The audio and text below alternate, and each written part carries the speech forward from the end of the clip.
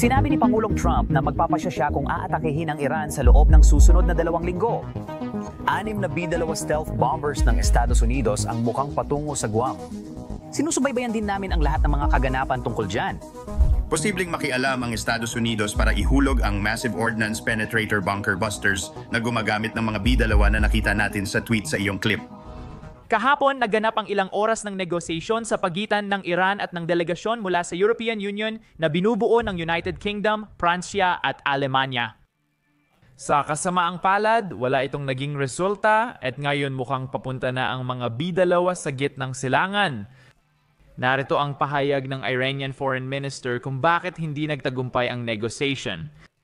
Anjal American ang hangad ang negotiation. Nagpadala sila ng mga mensahe ng maraming beses, kabilang na ang mga seryosong mensahe. Ngunit malinaw naming sinabi sa kanila na hanggat nagpapatuloy ang pananakop at mga pag-atake, wala talagang puwang para sa usapan ng dialogo o diplomasya. Nasa isang lehitimong kalagayan kami ng pagtatanggol sa sarili at ang pagtatanggol na ito ay hindi maaring tumigil at hindi titigil. Wala kaming anumang pag-uusap sa Estados Unidos na itinuturing naming kasabot sa mga krimeng ito.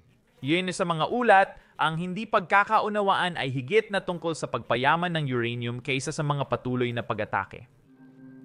Gusto ng kanluran na walang pasilidad para sa pagpayaman ng uranium ang Iran, ngunit sa kabilang banda, ayaw ng Iran na isuko ang pasilidad na kanilang naitayo na. Sa katunayan, kinumpirma ito ng isang mataas na opisyal ng Iran. Ayon sa isang mataas na opisyal ng Iran sa Reuters, kung walang pagpayaman ng uranium o digmaan lang ang pagpipilian, digmaan ang kanilang pipiliin. Hulaan mo, mukhang pinapataas ng Estados Unidos ang presyon. Ilang oras lang bago ang recording na ito, nakatanggap kami ng ulat na 6 na B-2 stealth bombers ang lumipad mula sa Whiteman Air Force Base sa Missouri at mukhang papunta sila sa United States Air Force Base sa Guam. Kaya muli, kasama natin ngayon si dating leader ng Navy Sea, Air and Land Squadron na si Chuck Ferrer na magpapaliwanag kung paano gumagana ang B-2 at bakit napakadelikado nito laban sa mga pasilidad nuklear ng Iran. Kaya siguraduhin i-like at mag-subscribe sa ibaba at simulan na natin ang bago nating serye na Downrange. Papunta sa'yo, ito'y parang lumilipad na kutsilyo. Hindi ito bisita mula sa ibang planeta, kundi ang madilim at malakas na puso ng kapangyarihan ng Amerika. Isang kahanga-hangang likha ng inhinyeriya na hindi natutukoy ng radar, hindi tinatablan ng air defense, at naghahatid ng eksaktong pinsala mula sa malinaw na langit. Ito ang Northrop Grumman B-2 Spirit, ang stealth bomber, isang lumilipad na pakpak na matagal nang nagpaparamdam sa kalangitan ng kalaban mula pa noong unang laban nito noong dekada 90. Ginawa ito sa lubos na lihim sa Area 51, isinilang mula sa paranoia ng Cold War, at pinatibay sa gitna ng mga makabagong labanan. Ang B-2 ay patunay kung ano ang mangyayari kapag pinagsama mo ang pinakabagong teknolohiya at isang mahalagang misyon: sumalakay, umatake, at maglaho. Kaya halina't tuklasin natin ang misteryo ng warbird na ito. Ang mga kontrol nito sa paglipad, ang galing sa pag-iwas sa radar, kakayahan sa electronic warfare, at ang lakas na dala nito sa labanan. Susuriin natin ang mga pinakabagong bakas ng laban ng eroplano at ang kahalili nito, ang B-21 Raider na naghihintay lang sa abot tanaw at handang baguhin ang pamamayani sa himpapawid. Ang B-2 ay hindi lang basta eroplano. Isa itong kakaibang bagay na sumusuway sa batas ng pisika. Isang eroplano na walang buntot, parang paniki ang hugis, at may 100 at 72 talampakang pakpak. Ito ay isang disenyo ng lumilipad na pakpak na nagmula pa sa mga makabago at mapanlikhang guhit ni Jack Northrop noong dekada 40. Dahil walang patayong stabilizer o tradisyonal na buntot, iisipin mong iikot ito na parang lasing na paniki na inihulog sa blender. Pero dito pumapasok at kumikilos ang mga espesyal na flight control systems. Ang B-2 ay lumilipad gamit ang quadruplex redundant fly-by-wire system, 4 na magkakahiwalay na channel ng digital na mahika na nagpapanatili dito na matatag habang nasa ere. Ang mga sensor at computer ay gumagawa ng koneksyon ng mas mabilis pa sa pag-iisip. Inaayos ang 8 trailing edge control surfaces para mapakalma ang likas na aerodynamic instability ng B-2. Pitch, yo roll. Lahat ng ito ay hinahawakan ng isang grupo ng mga processor na tiyak na magpapalaway sa isang mega geek. Ang paggamit ng mga espesyalistang semiconductor at pinakabagong computational na kagamitan ay gumagana ng walang karaniwang electromagnetic na lagda na nililikha ng mga consumer electronics. Kayang tukuyin ng mata ni Sauron ang iyong iPhone at laptop kahit pinapanood mo ang video na ito, pero hindi nito kayang subaybayan ang B2. Ang B2 ay isang electromagnetic na multo. Bumibiyahe sa 0.9 Mach, bahagya lang sa ilalim ng bilis ng tunog. Ang totoong mahika ay nangyayari sa mababang lugar. Ang terrain-following radar ng B2 na naka-integrate sa Army-Navy APQ-181 system ay nagpapahintulot dito na dumikit sa lupa sa taas na mas mababa sa 200 talampakan habang bumubulusok sa 600 milya bawat oras. Hindi ito basta lumilipad. Para itong nagtatahi ng karayom sa gitna ng combat zone, nagpapalipad ng mga ardilya gamit ang jet exhaust at tumatalon sa mga tuktok ng bundok para manatiling mababa sa radar ng kalaban. Ang crew ay 2 piloto lang na nakaupo sa cockpit na namamahala ng isang supercomputer na may pakpak. Inalis ang ikatlong upuan ng crew para makatipid sa bigat, kaya ang 2 na lang ang humahawak ng navigation, armas, at mga sistema gamit ang multifunction displays. Hindi ito madaling gawain kapag ikaw ay transonic at mababa ang lipad sa isang gabi na walang buwan. Isa itong balet ng automasyon, isang sinfonya ng code, hydraulics, at kasanayan ng piloto. Ito ang dahilan kung bakit kayang makapasok ang B2 sa mga depensadong himpapawid at ipinagbabawal na lugar ng walang aberya. Ang stealth ay mahalagang aspeto para sa B2, hindi lang basta buzzword. Ang radar cross-section nito ay lubhang itinatago. Ayon sa mga tagaloob ng Pentagon, tinatayang nasa 0.1 square meters ito o kasing laki lang ng isang bubuyog. Ang radar cross-section ng B-52 ay kasinlaki ng 100 metro kwadradong pintuan ng kamalig. Isang marka na kayang ilak ng surface-to-air missile battery mula sa 100 milya ang layo. Kaya paano nagagawa ito ng B2? Magsimula tayo sa hugis. Walang matutulis na gilid, walang nakausli, puro makinis at dumadaloy na kurba na nagpapakalat ng radar waves. Labs, na parang ilusyon ng isang salamangkero. Ang mga composite materials ng airframe, carbon fiber, aerodynamic thermoplastics, at iba pang classified na sangkap, hindi lang basta nagtataboy ng radar, sinisip-sip din nila ito. Pinapatungan pa ng radar-absorbing materials, isang lihim na timpla ng coatings at pintura na sumisip-sip ng electromagnetic energy at ginagawang init imbes na refleksyon. Meron ka ng strategic strike platform at isang lumilipad na multo. Ang mga mga makina, General Electric F-118s, bawat isa ay nagbibigay ng 17,300 libra ng thrust, ay nakabaon ng malalim sa loob ng pakpak. Ang kanilang exhaust ay inilalabas sa itaas sa pamamagitan ng paikot-ikot na mga duct para maitago ang heat signatures at mapahina rin ang ingay. Pati ang mga talim ng jet turbines ay stealthy rin. Gawa mula sa iisang kristal ng mga classified na metal na haluang metal. Kaya nilang tiisin ang init at hindi mag-reflect ng radar waves. Ang mga antena ay pantay sa balat ng eroplano at ang mga flap ay nakakandado kapag naka-stealth mode. Maging ang madilim na anti-reflective na kulay abong pintura ay sumasama sa kulay ng kalangitan sa mataas na altitude lampas 50,000 talampakan. Tinuturing ng mga maintenance crew ang eroplanong ito na parang isang diva. Bawat gasgas o tama ay agad inaayos. Baka kasi makaapekto ito sa radar cross-section. Ano ang resulta? Ang mga kalabang tagapagtanggol ng himpapawid ay nakakakita lang ng kisap na mistulang aberya, ngunit walang malinaw na target na maitutuon. Hindi naman talaga invisible ang stealth bomber. Hindi lang siya madaling mahanap ng mga sensor. Isa siyang anino na nakakalusot sa lambat. Ang B2 ay nagtatago at lumalaban ng marumi sa electromagnetic spectrum, ang ANAP or 63. Na defensive management system nito ang utak sa likod ng electronic warfare suite. Ito ay isang kagamitan na sumusuri ng mga radar emission at tinutukoy ang mga banta, radar ng mga fighter, at mga ping mula sa airborne warning and control system habang nagbibigay ng real-time na impormasyon sa flight crew. Kapag ipinares sa low probability of intercept na ANAPQ, 100 at 81 na radar. Isa itong multo na nakakakita ng hindi nakikita, nagmamapa ng terrain at mga target na may minimal na emission. Pinapayagan ng mga upgrade ang B-2 na magbago ng ruta habang nasa ere. Iniiwasan ang mga bagong banta na parang chess grandmaster na umiiwas sa checkmate. Ang electronic countermeasures ang kalasag at espada ng B-2. Chaff at flares ang mga lumang estilo ng panlilinlang. Mga ulap ng metal strips at heat decoys para linlangin ang mga misil, ngunit may iba pang nakatago. Ang aktibong jamming ay isang asset, kahit na ang mga detalye nito ay nakatago sa isang vault na 15 palapag sa ilalim ng Hangar 1 sa Wright-Patterson Air Force Base. Kayang maglabas ng static o maling signal ng Defense Management System para bulagin at guluhin ang mga radar ng kalaban, ginagawa pang abala sa kanila ang sarili nilang mga sistema. Ayon sa mga ulat, ang B-2 ay maaaring may mga tow decoy o directional jammer, ngunit hindi ito kinukumpirma ng Air Force. Malinaw na ang electronic warfare kit nito ay hindi lang nagbibigay proteksyon, kundi binabawasan din ang pangangailangan para sa escort fighters o suppression ng enemy air defense missions.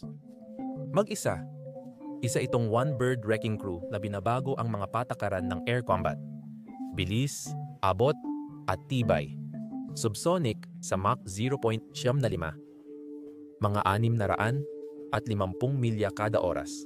Hindi mananalo ang B-2 sa karera laban sa F-22 o matatakasan ang MiG-31. Bagamat hindi mabilis, may kalakasan ang laban nito. Sa combat range na 6,000 nautical miles, kahit hindi magre-refuel, at mahigit 10,000 kung isang beses mag-refuel sa ere mula sa KC. Isang 35, kayang lumipad ng B-2 mula Whitman Air Force Base sa Missouri, tamaan ng target, halimbawa sa Hilagang Korea o siguro Iran, at makabalik bago mag-almusal. Tibay sa misyon? May mga crew na lumipad ng 44 na oras na marathon. Isipin mo ang Kosovo noong 1979 o Afghanistan noong 01. Salamat sa isang folding bed, komersyal na palikuran at matinding determinasyon. Ang mga F-18 na makina ay matipid sa gasolina kaya kayang panatilihin ang B-2 sa ere ng ilang araw. Basta may suporta ng tanker at nagbibigay ng lakas na halos walang ingay. Ang B-2 ay hindi mabilis. Ito ay matiyaga, parang isang marathon runner sa mundong baliw sa bilis. Mga cruise missile at mga sandatang malayang bumabagsak. Ang mga panloob na bomb bay ng B-2 ay parang dalawang hurt locker na may tig 20,000 libra. Kayang magdala ng kabuang 40,000 libra ng mga sandatang nuclear o karaniwan. Pwedeng iputok mula sa malayo o ihulog gamit ang gravity.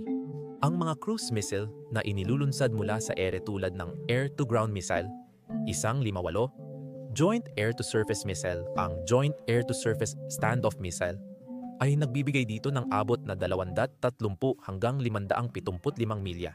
Ang mismong missile ay sapat na tahimik para makalusot sa depensa.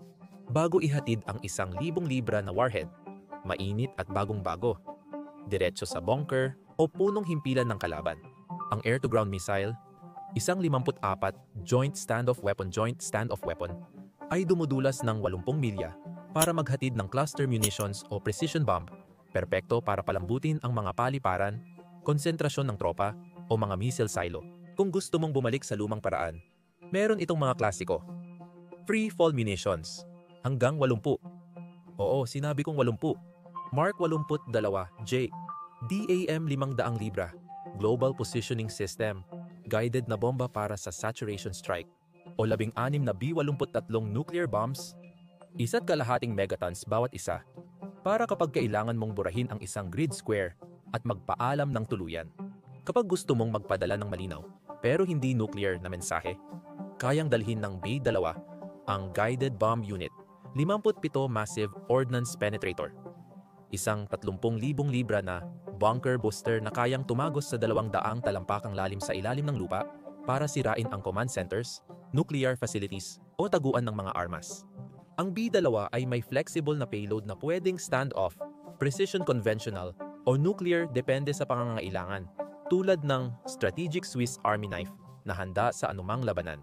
Ang B-2 ay nagpapatunay ng halaga nito sa mga mainit na lugar kung saan mahalaga ang stealth. Libya, 2,000, at 11 Operasyon Odyssey Dawn. Noong ika-11 ng Marso, 3 B-2 ang lumipad ng 25 oras na biyahe pabalik mula Whitman para maghulog ng 45 Jade Ams sa mga paliparan ni Gaddafi malapit sa Tripoli. Winasak ang 40 matitibay na silungan ng eroplano. Walang kasamang escort, walang nalugi, tahimik lang na inihatid ng Air Force ng Libya ang parusa. Isang gabi lang, mabilis na lumipas. Enero 2017. Operation Inherent Resolve. 2 B-2 ang tumama sa mga kampo ng Islamic State of Iraq and Syria malapit sa Sirte. Nagbagsak ng 108 Joint Direct Attack Munition para wasakin ang mga training site at staging area. Isang 34 na oras na marathon at nagising na patay ang mga leader ng Islamic State of Iraq and Syria, nakalibing sa guho at pagkasira. At pagkatapos, may Yemen, Oktubre 22-24. Sa gitna ng mga pag-atake ng Houthi sa pagpapadala sa Red Sea, binomba ng B-2 ang mga imbakan ng armas at pasilidad ng drone sa Sanaa. Malabo ang mga detalye, pero iniulat ng mga lokal na may narinig silang kulog kahit maliwanag ang langit. Bawat misyon ay nagpapakita ng kakayahan ng B-2 na umatake ng malakas mula sa malayo, nang walang naririnig na ingay sa lupa o bakas sa radar ng kalaban. 19 na lang ang nananatiling nasa serbisyo ngayon. Mula sa 21, matapos ang mga pagbagsak noong 2008 at 2022. Pero ang natitirang fleet ay malakas pa rin ang dating kapag nagsimula na ang gulo. Ang susunod na multo sa pila ay ang mga tagapagmana ng B-2 dahil bilang na ang araw ng B-2, nakatakdang magretiro pagsapit ng 2032. Ipapasa na nito ang baton sa B-21 Raider na ipinakilala noong Disyembre 2022 sa Palmdale, California. Ang prodigy ng Northrop Grumman na ito ay nagtatayo sa pamana ng B-2 ng may matinding determinasyon. Mas maliit, mas payat, at mas mura na nagkakahalaga ng $700 milyong bawat isa kumpara sa $2 bilyong ng B-2 kapag inangkop sa inflasyon. Sinasabing ang radar cross-section nito ay kasing laki lang ng insekto salamat sa mga susunod na henerasyon ng materyales na sumisipsip ng radar at pinong disenyo ng flying wing.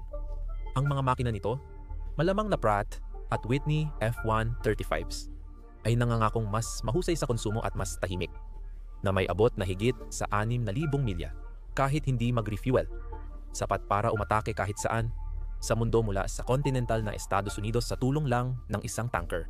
Ang electronic warfare suite at avionics ng B-21 ay napaka-advanced, na may open architecture software para sa mabilisang upgrades at kakayahan ng network na mag-sensor at mag-shooter.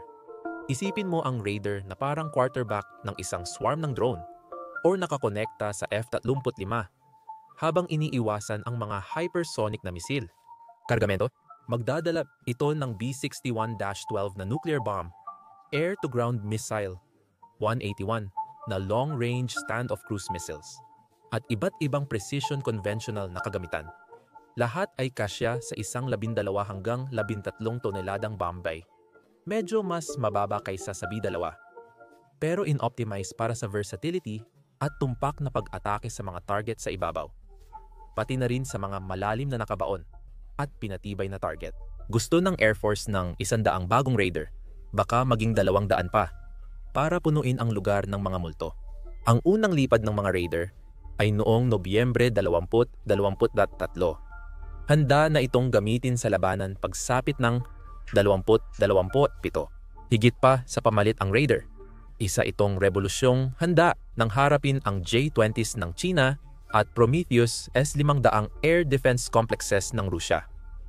Binago ng B-2 Spirit ang kahulugan ng bomber, tahimik, nakamamatay, at hindi maabot. Nagpapaamo ang flight controls nito sa kakaibang disenyo ninyo, ibang disenyo. Nagpapanibago ng bangungot sa air defense ang stealth, at nagbibigay ng kakayahang mag-isa sa battle space ang electronic warfare kit. Mula Libya hanggang Yemen, napatunayan na nito ang tapang at katumpakan, naghahatid ng kamatayan mula sa dilim.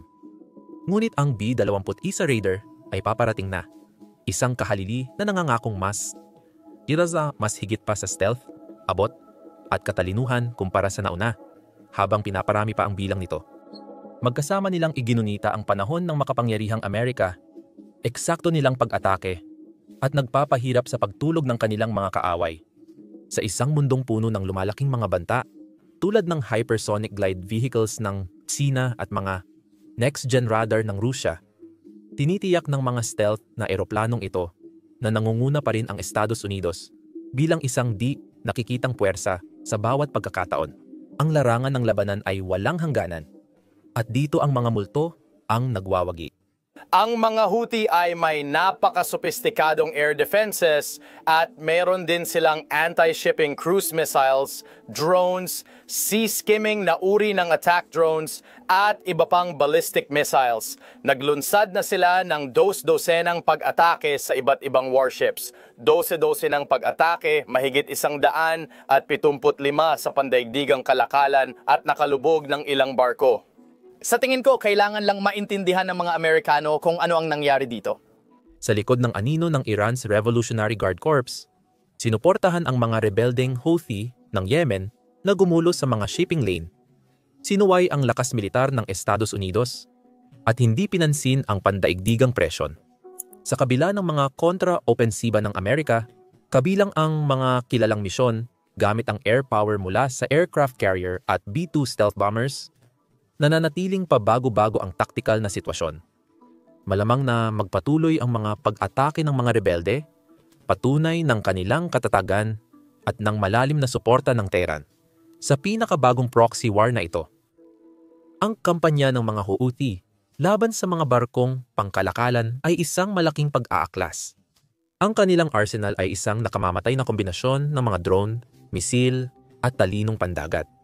Sa mababang antas, nagpapadala sila ng mga kamikaze drone, murang unmanned aerial vehicle na galing Iran tulad ng Shahed 36 na nilagyan ng pampasabog at ginagabayan ng simpleng global positioning system. Ang mga umuugong na panganib na ito ay sumasalakay sa mga daanan ng barko, nilalampasan sa dami. Sa mataas na antas, nagpapaputok ang mga Houthi ng mga anti-ship ballistic missile tulad ng disenyo ng Iran na Mohit at SF na kayang bumagsak sa Mach speed at may mapanirang mga warhead na nagdadala ng hanggang 400 at 50 kilo ng mataas na pampasabog. Ang mga anti-ship cruise missile tulad ng Almanap 2 ay nagbibigay ng dagdag na abot at katumpakan. Tinatamaan ang mga target na lampas sa abot tanaw hanggang 100 at 20 kilometro ang layo. Tapos, may kakaibang diskarte sa dagat.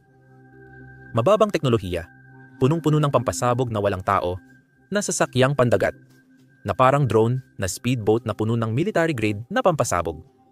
Ang mga mababagal na banta na ito, na minsan ay inilulunsad mula sa mga pantalan na kontrolado ng Houthi, tulad ng Hodeiya, ay umaasa sa electro-optical na mga sensor para matunton ang kanilang mga target. Bagaman hindi karaniwan at kakaunti pa lang ang nagamit, ang mga walang tao na sasakyang pandagat ay nagpapakita ng ambisyon ng mga rebelde na magpalala pa ng sitwasyon. Itinuturo ng intelihensya ng kanluran ang isang sopistikadong network ng mga sensor na sumusuporta sa mga pag-ataking ito. Mga coastal radar, surveillance unmanned aerial vehicle at mga tagamasid sa maliliit na bangka na nagpapasa ng real-time na datos sa mga crew ng misil. Ito ay high-tech na terorismo para sa mga kapos na epektibo. Ang mga target ng Houthi ay parang listahan ng pangunahing barko sa mundo. Noong Nobyembre 11, 2023, sinimulan nila ang kanilang kampanya sa pamamagitan ng pag-hijack sa Galaxy Leader, isang barkong nagdadala ng mga sasakyan na may bandila ng Bahamas at konektado sa isang kumpanyang Israeli. Mga komandong Houthi at tagapayong Irani bumaba mula sa helicopter, sinakop ang barko at binago ang ruta nito. Ang 25 peyong teksabexate, 25 miyembro ng tripulante ay nananatiling bihag. Mula noon, inatake na ng mga rebelde ang mahigit 40 barko at 21 dito ang tinamaan ng direkta. Ang True Confidence, isang bulk carrier na may bandilang Barbados, ay tinamaan ng anti-ship ballistic missile noong Marso 6, 2000 at 24-55 nautical miles timog kanluran ng Aden. Tinupok ng mga missile ang barko pumatay ng 3 tripulante at napilitang iwanan ito ng mga nakaligtas. Agad na rumesponde ang Indian Naval Ship Kolkata ng hukbong dagat ng India upang tumulong. Ang Ruby Mar, isang kargamentong barko na may bandila ng Belize, ay hindi pinalad. Tinamaan ng isang misail noong Pebrero 2024. Umusad ito ng pilit sa loob ng 2 linggo bago tuluyang lumubog. Ang unang barkong nawala dahil sa putok ng mga Houthi, ang barkong pangkalakal na Zagfralia ng Malta, na pagmamay-ari ng Gresya, ay tinamaan ng ballistic missile noong Enero 16, 2024 habang papunta sa Israel. Nakaraos ito ng walang pinsala sa kagamitan o nasugatan. Mapalad siya. Kabilang sa iba pang mga kapansin-pansing pag-atake ay ang motor vessel Genco Picardy, pagmamay-ari ng Estados Unidos, na tinamaan ng drone sa Gulf of Aden noong ika-17 ng Enero, at ang motor vessel Islander, na nasunog matapos tamaan ng 2 missile noong ika-22 ng Pebrero, 2024. Ang Sea Champion, na may bandila ng Gresya, at Nevis Fortuna ay parehong tinamaan sa silangan ng Aden noong ika-19 ng Pebrero, 2024. Ang Morning Tide ng Barbados at Star na siya ng Britanya ay bahagyang napinsala noong Pebrero 6, 2024 sa sinasabing sabay-sabay na pag-atake ng mga Houthi laban sa kanluraning imperialismo. Ang pattern, bandila, at pagmamay-ari ay hindi mahalaga, konektado man sa Israel o hindi. Maliban na lang sa mga Ruso, Chino, at ilang piling kaalyado, basta't isang barkong pangkalakalan ang dumaan sa Red Sea, ito ay target. Ang daluyan ng armas ng mga Houthi ayon sa kanluraning intelihensya ay hindi haka-haka kundi katotohanan. Ang Iranian Revolutionary Guard Corps, ang elite na paramilitarya ng Iran, ang siyang nagmamaniobra dito, nagbibigay ng kagamitan, pagsasanay, at impormasyon sa target. Ang mga Shahed drone mula sa Tehran ay sinusulong ng mga mangangalakal gamit ang maliliit na barko sa Gulf of Aden. Ang mga anti-ship ballistic at cruise missile na ni-reverse engineer mula sa mga disenyo ng Iran ay binuo sa Yemen sa ilalim ng gabay ng mga Iranian. Matagal nang sinusubaybayan ng mga opisyal ng United States at Saudi ang daloy na ito gamit ang mga Navy Sea, Air, and Land Team para salakayin ang mga kargamento ng bahagi ng missile at unmanned aerial vehicle na iligal na ipinupuslit, na lumalabag sa mahigpit na embargo ng armas ng United States.